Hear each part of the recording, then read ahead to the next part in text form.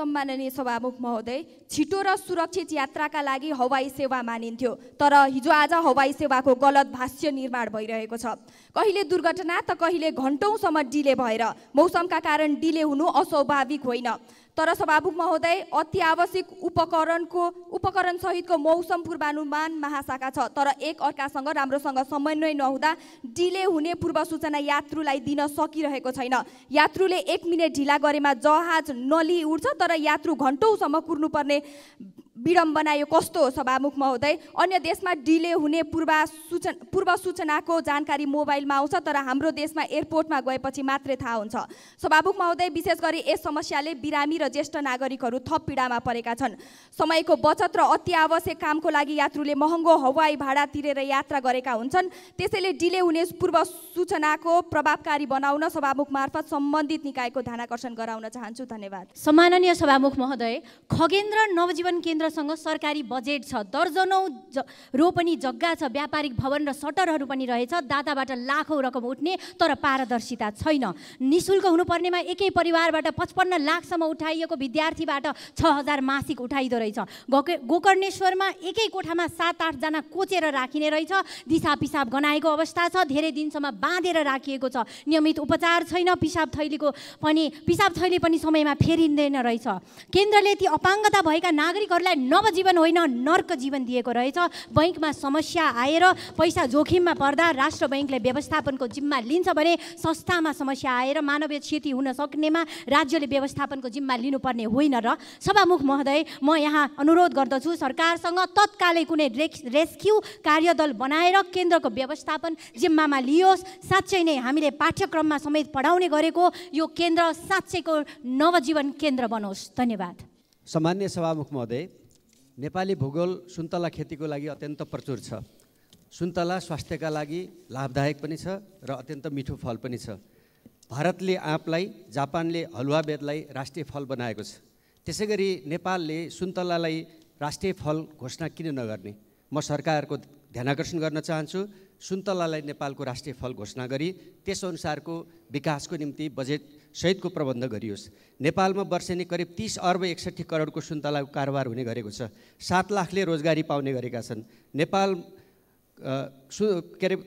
यो अन्नबाली भन्दा सुन्तला खेतीबाट 6-7 गुणा बढी लाभ हुने गरेको छ। सुन्तलाबाट कृषि क्षेत्रको कुल ग्राहस्थ उत्पादनको करिब 1% योगदान रहने गरेको छ।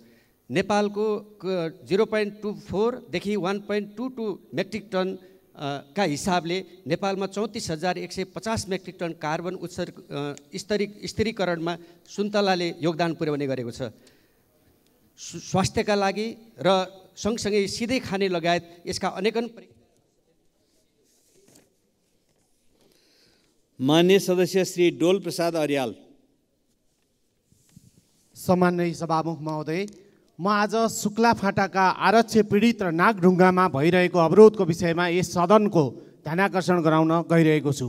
तत्कालीन शाही शुक्ला फाटा वन्यजन्तु आरक्ष विस्तार गरेपछि कञ्चनपुरका हजारौं स्थानीयवासीहरू विस्थापित हुनु पर्यो। सरकारले ती परिवारलाई अन्यत्र स्थानान्तरण गरेर सट्टा भर्ना गर्ने भनिए पनि आधाभन्दा बढी परिवारले 25 वर्ष बितिसक्दा समेत जग्गा पाउन सकेका छैनन्। पीडितका लागि छुट्याइएको जग्गा हाल भूमि आयोगले अन्य व्यक्तिलाई वितरण गर्न लागेको भनेर अख्तियार दुरुपयोग अनुसन्धान आयोगमा उजुरी परेको अवस्था छ। भूमि आयोगको अनियमितता र अनधिकृत वितरण रोक्न साथै अनियमिततामा संलग्नतालाई यथाशीघ्र कारबाहीको दायरामा ल्याउँदै पीडितलाई तत्काल जग्गा उपलब्ध गराउन म यस सदन मार्फत सरकारको ध्यानाकर्षण गराउन चाहन्छु। यसै सभामुख महोदय, ब्रेक थ्रु गर्ने तयारी गरिएको नागढुङ्गा सुरुङ मार्गको काम अहिले सरकारकै कारण ठप्प छ। स्थानीयवासीसँग गरेको प्रतिबद्धताहरू कार्यान्वयन नगरेकै कारण सरकारले अहिले दैनिक झन्डै 1.5 करोड रुपैयाँ जरिवाना तिर्नुपर्ने अवस्था आइलागेको छ। सम्माननीय सभामुख महोदय, खगेन्द्र नवजीवन केन्द्रसँग सरकारी बजेट छ, दर्जनौं रोपनी जग्गा छ, व्यापारिक भवन र सटरहरू पनि रहेछ। दाताबाट लाखौं रकम उठ्ने, तर पारदर्शिता छैन। निशुल्क हुनुपर्नेमा एकै परिवारबाट 55 लाखसम्म उठाइएको विद्यार्थीबाट 6000 मासिक उठाइदो रहेछ। गोकर्णेश्वरमा एकै कोठामा 7-8 जना कोचेर राखिने रहेछ। दिशा पिसाब गनाएको अवस्था छ, धेरै दिनसम्म बाँधेर राखिएको छ। नियमित उपचार छैन, पिसाब थैली पनि समयमा फेरि दिँदैन रहेछ। केन्द्रले ती अपाङ्गता भएका नागरिकहरूलाई नवजीवन होइन नर्क जीवन दिएको रहेछ। बैङ्कमा समस्या आएर पैसा जोखिममा पर्दा राष्ट्र बैङ्कले व्यवस्थापनको जिम्मा लिन्छ भने संस्थामा समस्या आएर मानवीय क्षति हुन सक्नेमा राज्यले व्यवस्थापनको जिम्मा लिनुपर्ने होइन। र सभामुख महोदय, म यहाँ अनुरोध गर्दछु सरकारसँग तत्कालै कुनै रेस्क्यु कार्यदल बनाएर केन्द्रको व्यवस्थापन जिम्मामा लियोस्। साँच्चै नै हामीले पाठ्यक्रममा समेत पढाउने गरेको यो केन्द्र साँच्चैको नवजीवन केन्द्र बनोस्। धन्यवाद। माननीय सदस्य श्री दीपक खड्का। सभामुख महोदय, म सरकारको जवाफ चाहन्छु सभामुख मार्फत। असार 2 गते गएको बाढीले पुर्याएको 3टा जिल्लाको क्षतिका विषयमा सबै सम्मानित सदन जानकार छ। प्रधानमन्त्रीज्यू जानकार हुनुहुन्छ। मान्छे हराएका छन्, मान्छेको मृत्यु भएको छ, व्यवसायहरू मारमा परेका छन्, किसानहरूको खेती बाली सबै उडेका छ। यस विषयमा सरकार किन निर्णय गर्दैन, यसको स्पष्ट जवाफ चाहन्छु सभामुख मार्फत। सम्माननीय सभामुख महोदय, सङ्खुवा सभाको किमाथाङका नाकामा कोभिड अगाडि सुत्केरी भएर आएको महिला नाका बन्दका कारण बच्चा ठुलो भइसक्यो, घर जान पाएन। अहिलेसम्म नाका खुल्दैन, के कारण हो? म सरकारको जवाफ चाहन्छु सम्माननीय सभामुख महोदय। अहिले लघुवित्त सहकारी दुग्ध किसानको समस्याहरू जल्दोबल्दो रूपमा सडकमा आइसक्यो, सरकार किन भन्छ यसको पनि म जवाफ चाहन्छु। यिनै कुराहरूको म निवेदन गर्दछु। धन्यवाद। माननीय सदस्य श्री दीपा शर्मा। सम्माननीय सभामुख महोदय, जति कुरा गरे पनि सरकारले नसुन्ने कुराको आज पनि यो सदनमा पुष्टि भएको छ। म नसुने पनि सुनाउन जबरजस्त सुनाउन चाहन्छु। राष्ट्रिय गौरवका आयोजनाहरूमध्ये बाँकेमा रहेको सिक्टा सिँचाइ आयोजना अहिले पनि अलपत्र छ। 2063 सालदेखि सुरु भएको त्यो आयोजना बजेट अभावका कारणले अलपत्र परेको कुरा म यो सदन मार्फत सरकारलाई सुनाउन चाहन्छु। बजेटको अभाव हुन नदिन अब आउने बजेटमा पर्याप्त बजेटको व्यवस्था गरी त्यो क्षेत्रका बाँके जिल्लामा रहेका र त्यो क्षेत्रमा रहेका सम्पूर्णलाई अन्न बाली उत्पादन गरेर हामीले अन्नलाई आयात गर्ने होइन निर्यात गर्ने अवस्थामा पुर्याउनका लागि सरकारले ध्यान राखोस्। अहिले हामीले जे खालको राष्ट्रिय गौरवका आयोजनाहरूलाई बजेट घटाउने, वास्ता नगर्ने, अलपत्र पार्ने खालका काम रहेका छन्। यसलाई अविलम्ब बजेटको व्यवस्था मार्फत राष्ट्रिय गौरवका आयोजनाहरूलाई कामको तीव्रता दिनका लागि बजेटको माननीय सदस्य श्री दिलेन्द्र प्रसाद बडु। सम्माननीय सभामुख महोदय, केही दिन यता छापाहरूमा लगातार निरन्तर रूपमा दुग्ध किसानहरूले आफ्नो दुध सडकमा फालिरहेका छन्। यस्तो हृदय विदारक चित्र देखेर यो सरकारको मन किन छुँदैन? सरकारको कृषि मन्त्री कहाँ हुनुहुन्छ? के गर्दैछ सरकारले यसको समस्या निराकरणका निमित्त? जान्नुपर्ने आवश्यकता छ, सदनलाई जानकारी हुनु पर्यो। मिटर ब्याज पीडितहरूका समस्या समाधान गर्न हामीले पछिल्लो संसदबाट कानुन बनायौँ, तर आज पनि सबैतिरबाट फेरि काठमाडौँ धाउनुपर्ने अवस्था किन रह्यो? यदि यो कानुनमा अझै त्रुटि रह्यो भने ल्याउनु पर्यो, सरकारले संशोधन गरौँ, समाधान गरौँ यो समस्याको।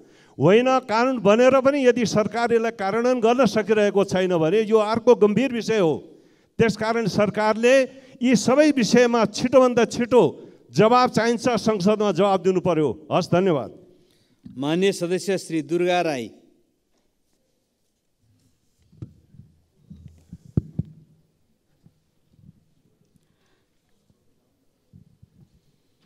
सम्माननीय सभामुख महोदय, जनताको सर्वोच्च जनप्रतिनिधिमूलक सम्मानित सदनमा संविधानको मातहतमा रही मुलुकको हित र आम नागरिकको समस्याको समाधान गर्नको लागि हाम्रा बहस र छलफलहरू केन्द्रित गर्नुपर्ने हो, तर हाम्रो ध्यान त्यतातिर गएको देखिँदैन। हामी कार्यतालिका बनाएर संसद सञ्चालन गर्नुपर्छ भनेर कुरा गर्छौँ, कार्यतालिका तयार भएर आउँछ, फेरि केही न केही बहाना गरेर संसद अवरोध गर्छौँ किन? कहिले प्रधानमन्त्रीको राजीनामा त कहिले मन्त्रीहरूको। त्यसरी सजिलै हुने भए संविधानको धारा 76 चाहिँदैन भन्न खोजिएको हो सभामुख महोदय। प्रतिपक्षको सरकारको विरोध गर्नु गुण र दोषको आधारमा गर्नुपर्ने हो नि। हरेक कुराको पूर्वगरी ढङ्गबाट सम्बन्धित संसद अवरोध गर्ने शैली बेठिक छ। हामीले कस्तो खाले लोकतन्त्रको विकास गर्दैछौँ। अर्को कुरा सभामुख महोदय, आकस्मिक समयमा बोल्दा समय निर्धारण गर्नु पर्यो। धन्यवाद। मान्य सदस्य श्री देवप्रसाद तिमल सेना। सम्मानीय सभामुख महोदय, दुध किसानहरू अत्यन्त पीडित भएका छन्। यसको बारेमा योभन्दा अगाडिको अधिवेशनमा पनि दसैँ अगाडि मैले कुरा उठाएको थिएँ। अरू सबैको भुक्तानी रोकेर किसानको दुधको भुक्तानी दिनु पर्यो भनेर सरकारले नसुनेको अवस्था छ। कृषकहरूले आफ्नो दुधको भुक्तानी लिनलाई रोडमा बस्नुपर्ने अवस्था, चक्काजाम गर्न पर्ने अवस्था। अस्ति मात्रै रौतडमा चक्काजाम 2 घन्टा भयो। दुधको भुक्तानी लिनलाई चक्काजाम गर्नु पर्यो भने किसानले के गरी दुध उत्पादन गर्न सक्छ, के गरी बेच्न सक्छ? त्यसकारण दुधको भुक्तानी सम्मानीय सभामुख महोदय तुरुन्तै दायाँ बायाँ नहेरिकन सरकारले अर्को 21 गतेको चाहिँ बैठकमा दुधको भुक्तानी दिएको जानकारी कृषि मन्त्रीले चाहिँ यहाँ आएर सदनमा बोल्नु पर्यो भनेर जोरदार माग गर्न चाहन्छु। र कृषकले लम्की स्किनबाट ठुलो क्षति बिहोरेको, त्यसको क्षतिपूर्ति पाउने भनेको छैन, त्यसको पनि क्षतिपूर्ति यथाशीघ्र किसानले पाउनु पर्यो। जसले गोबर सोरेर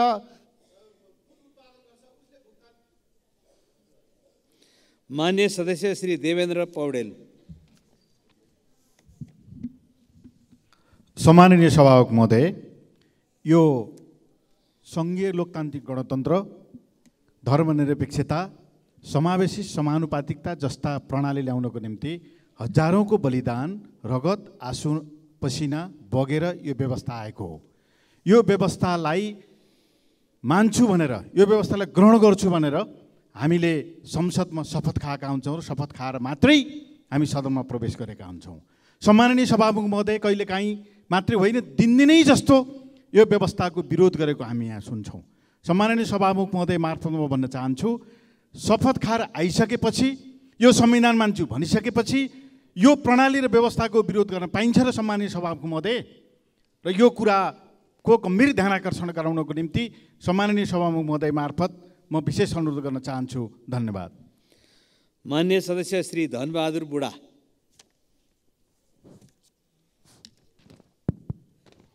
सम्मान्य सभामुख महोदय, डोल्पा जिल्लाको विमानस्थल धाउनमार्ग मर्मत गर्नुपर्ने भएकोले 2080 साल फागुन 16 गतेदेखि बन्द भएको छ।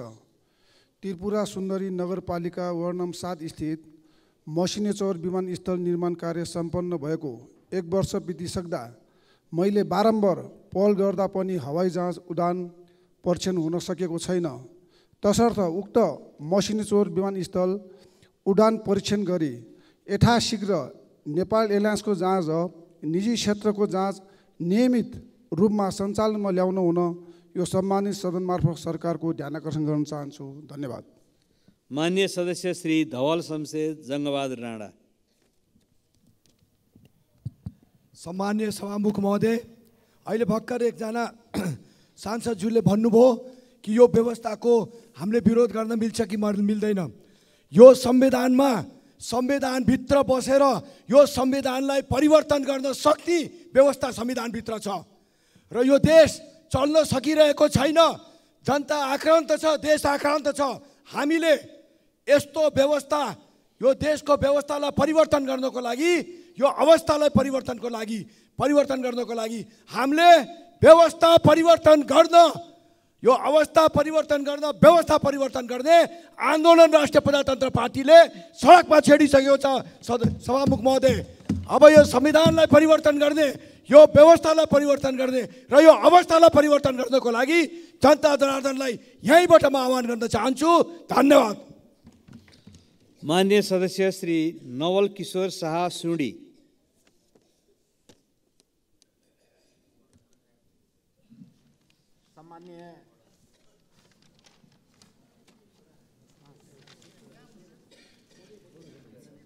सम्माननीय सभामुख महोदय, आज यो समस्या त हाम्रा सम्पूर्ण साथीहरू उठाइराख्नु भएको छ।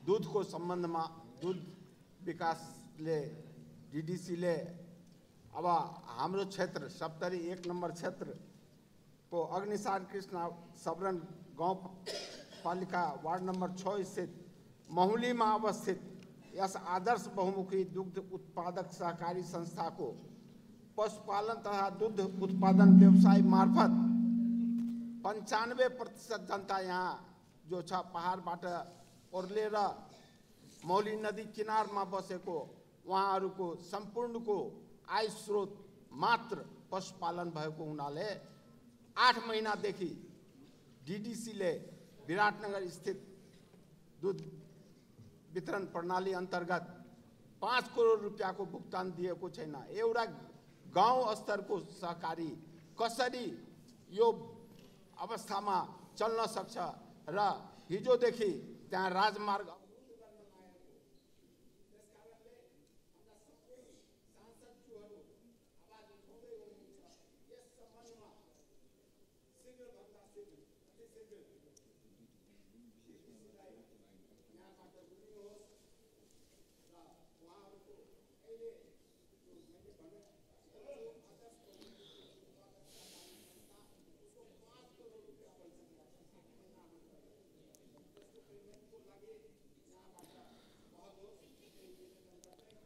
माननीय सदस्य श्री नारायणी शर्मा। सम्माननीय सभामुख महोदय, हालै चितवनमा एउटा हृदय विदारक घटना घट्यो। विद्यालयको होस्टेल रुममै 14 वर्षीय छात्रा शालिन झुन्डिएको अवस्थामा भेटिन्। 5 दिनपछि शिक्षण अस्पतालबाट रिपोर्ट बलात्कारपछि हत्या हो भन्ने आयो। कतै शालिनको पनि निर्मलाको जस्तै केस गुमनाम हुने स्थिति नबनोस्, तुरुन्त छानबिन गरी दोषीलाई कानुनको दायरामा ल्याइयोस्। स्कुल होस्टेलमा निगरानी र अनुगमन गर्ने कुरालाई व्यवस्थित गरियोस्। स्वर्गद्वारी गुठी पीडित मोही किसान सङ्घर्ष समितिबाट विगत केही दिनदेखि दाङको घोराइमा भइरहेको आन्दोलनप्रति सरकारको ध्यान आकर्षण भई भूमि व्यवस्था सहकारी तथा गरिबी निवारण मन्त्रालय सहसचिव कृष्णप्रसाद सापकोटाको नेतृत्वमा वार्ता समिति गठन गरेकोमा सरकार तथा सो मन्त्रालयलाई धेरै धेरै धन्यवाद दिन चाहन्छु र सो वार्ता समितिले किसानहरूका माग पुरा गरी छिटोभन्दा छिटो समस्या समाधान गरोस्। मान्य सदस्य श्री निर्मला कोइराला।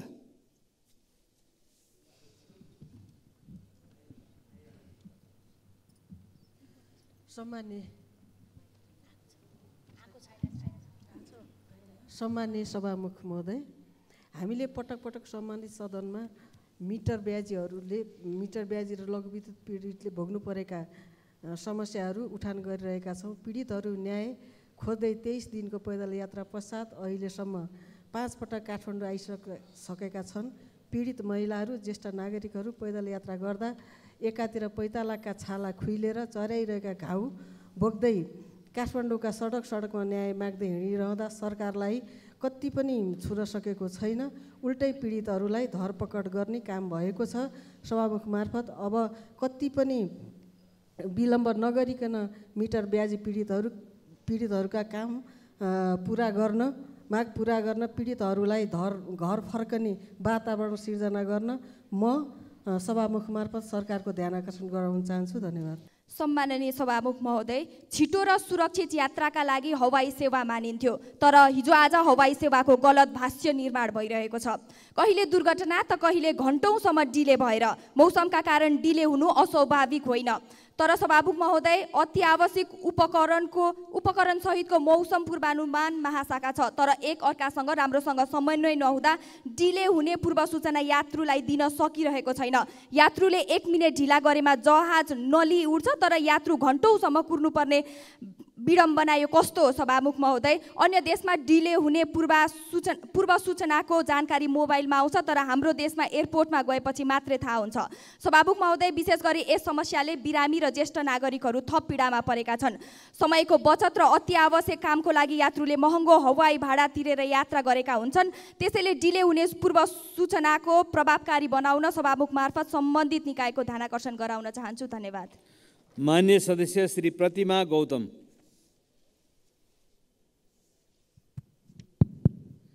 सम्मान्य सभामुख महोदय, काठमाडौँ देशको राजधानीमा रहेको 3 कुने कसैले नचिन्ने कुरै भएन।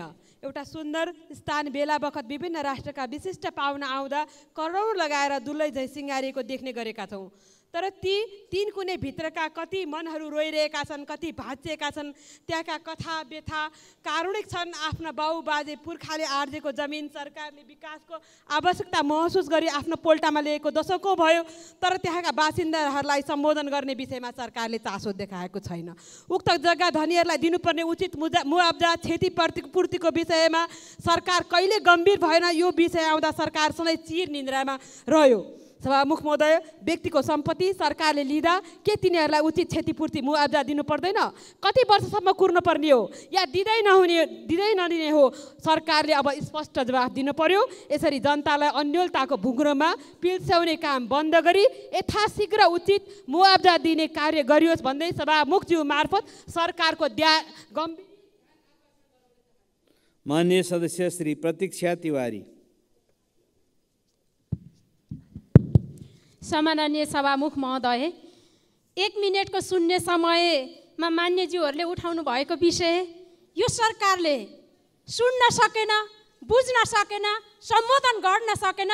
तसर्थ सम्मान्य सभामुख महोदय, यो शून्य समय 1 मिनटबाट बढाएर 3 मिनट गर्न सभामुखज्यूको ध्यानाकर्षण गराउन चाहन्छु।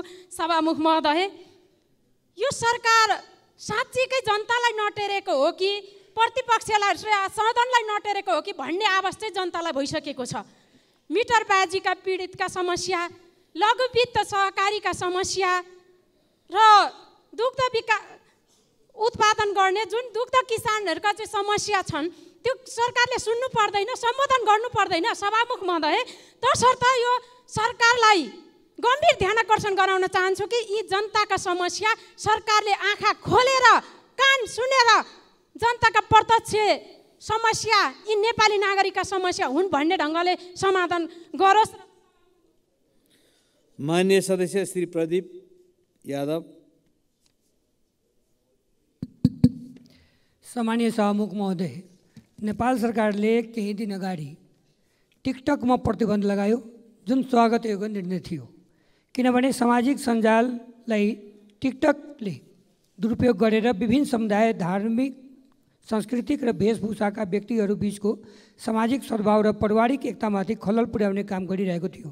त्यसको लागि टिकटक नै सबैभन्दा बढी माध्यम बनाइएको थियो र अहिले पनि बनाइएको छ। किनभने टिकटकमा नेपाल सरकारले प्रतिबन्ध लगायो तर कागजमा नै सीमित भयो। नेपाल सरकारको निर्णय केही इन्टरनेट सेवा प्राध्यापक कम्पनीले टेरेको छैन, टिकटक चलाइ नै राखेको छ। नेपाल सरकारको निर्णय केही इन्टरनेट सेवा प्रदायकले मानेको छैन भने सरकारले सक्दो कारवाही गर्नु पर्यो र सरकारसित हिम्मत छैन भने पूर्ण रूपले टिकटक चाहिँ खुला गरिदिनु पर्यो। किनकि नेपाल सरकारको टेक्नोलोजी नै कमजोर छ। यही भारतमा टिकटक प्रतिबन्ध छ तर कुनै पनि माध्यम। माननीय सदस्य श्री बद्री प्रसाद पाण्डे। मनसुन सुरु हुन करिब 3 महिना मात्र बाँकी छ। वैशाख जेठपछि गरिने विकास बजेटको चरम दुरुपयोग र आयोजनाहरूको गुणस्तरताहीनताले अभिशप्त असारे विकासका नाममा लाञ्छित छ। चालु आर्थिक वर्षको 8 महिना बितिसक्दा 20% हाराहारी मात्र पुँजीगत खर्च हुनुले यसपटक पनि यो नियति दोहोरिने हो कि भन्ने चिन्ता बढाएको छ।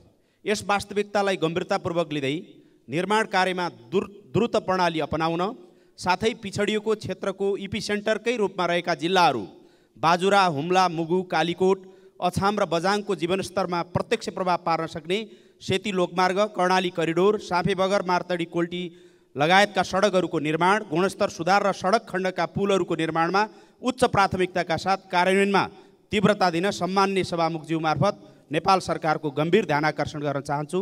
धन्यवाद। जय नेपाल। माननीय सदस्य श्री बलराम अधिकारी।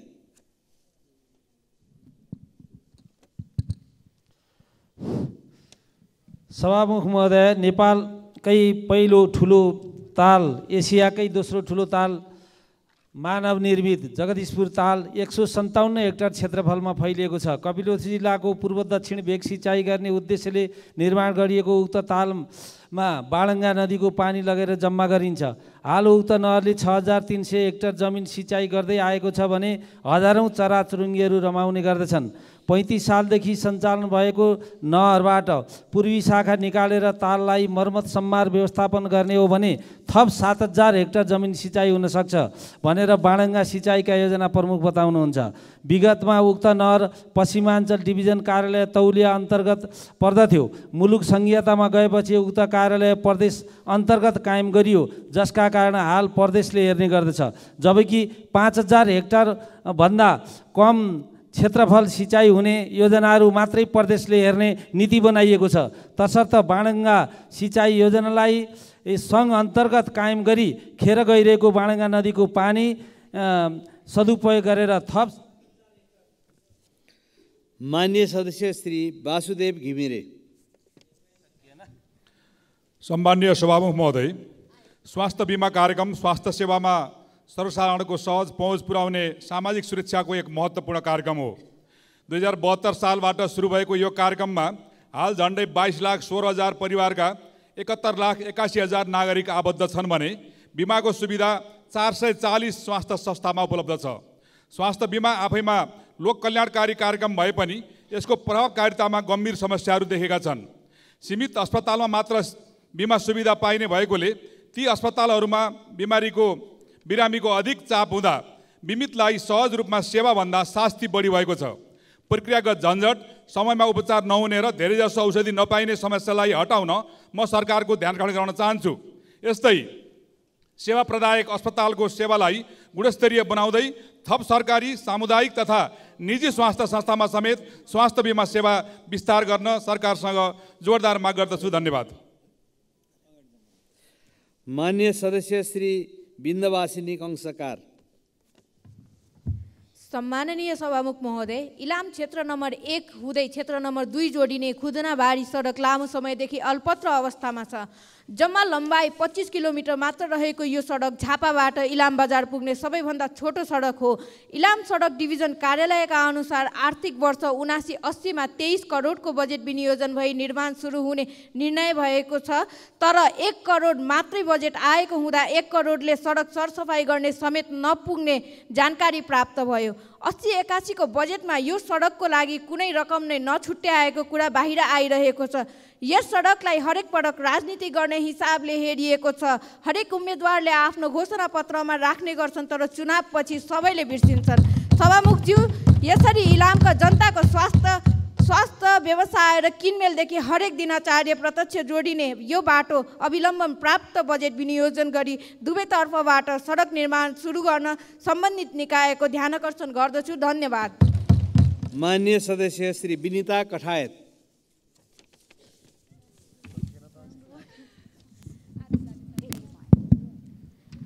सम्माननीय सभामुख महोदय, जब गाउँमा बाटो पुगेको थिएन त्यति बेला त्यहाँ मान्छे बस्ने गर्दथे। अहिले बाटो छ, मान्छे छैनन्। हाल नेपालको ग्रामीण जनसङ्ख्या 1/3% रहेको छ। ठुला मात्रामा आन्तरिक बसाइसराईले कृषि मजदुरको अभाव सिर्जना गरेको छ, जसले कृषि उत्पादनमा नकारात्मक असर परेको छ। मध्य पहाडी र हिमाली क्षेत्रका 33% खेती योग्य जमिन बाँझै छन्। यस्तो अवस्थामा हाम्रो संविधानले सुनिश्चित गरेको खाद्य सुरक्षा र खाद्य सम्प्रभुताको अधिकार कसरी सुनिश्चित हुन सक्छ? FAO को प्रतिवेदन 13.6% नेपालीहरू गम्भीर खाद्य असुरक्षामा भएको देखाएको छ। वर्तमान कृषि नीतिहरू मुख्य रूपमा पुरुष किसानहरूमा केन्द्रित छ। प्रत्येक 3 घर परिवारमा कम्तीमा 1 पुरुष नेपाल बाहिर भएको हुँदा हामीले महिला र वृद्ध किसानको आवश्यकतालाई सम्बोधन गर्ने नीतिहरू बनाउनु पर्दछ। प्रत्येक नेपालीको खाद्य सुरक्षाको हक सुनिश्चित गर्न मिक्स्ड फार्मिङ सिस्टम र ब्याक टु भिलेजको अवधारणाका साथ कानुनको प्रस्ताव लिएर आउन सम्माननीय सभामुख महोदय मार्फत सरकारको ध्यान आकर्षण गर्न चाहे। धन्यवाद।